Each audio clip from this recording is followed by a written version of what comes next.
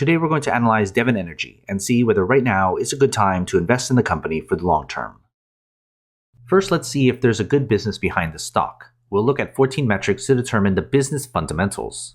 The first set of metrics deal with the company's financial health, with its projected earnings growth for the next 5 years, its profit margins, its effectiveness, which looks at the company's returns on equity, assets, and invested capital, and then the employee value, which looks how much value the average employee adds to the business. You can see the values for each of these metrics, as well as the point totals awarded in the bubbles.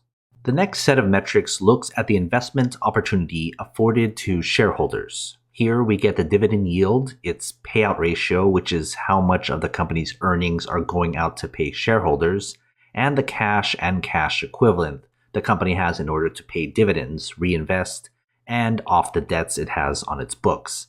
Again, you can see the values for each metric as well as the points given for each.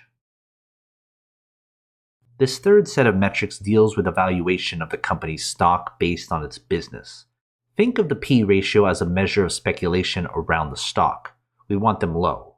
The PEG ratio adds earnings growth with the PE ratio. Then the 200-day simple moving average is the average stock price over that period. We want that low because it means we have a cheaper stock price.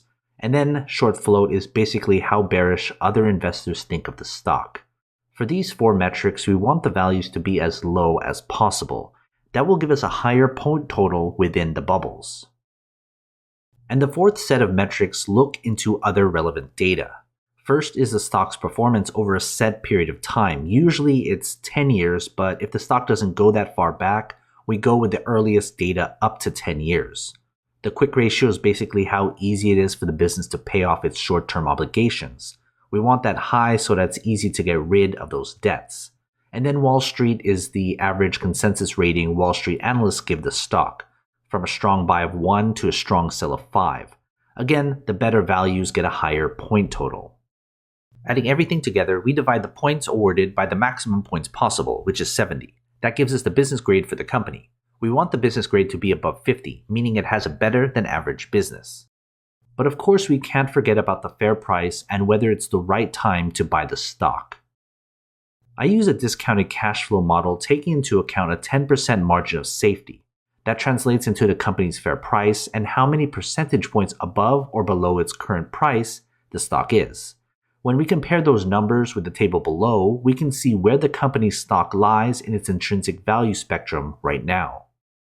Before we get to the final grade, join my Patreon and get access to every company I've analyzed so you can compare between all your favorite stocks. It's updated all the time.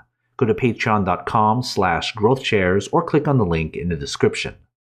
Finally, we can put everything together and to get the company's final grade. Adding the business grade and the fair price grade, we can see here the company's final grade.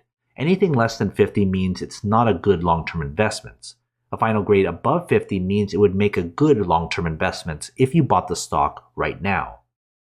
So what are your thoughts? Are you going to invest? If you do, invest wisely, and as always, take care of your money.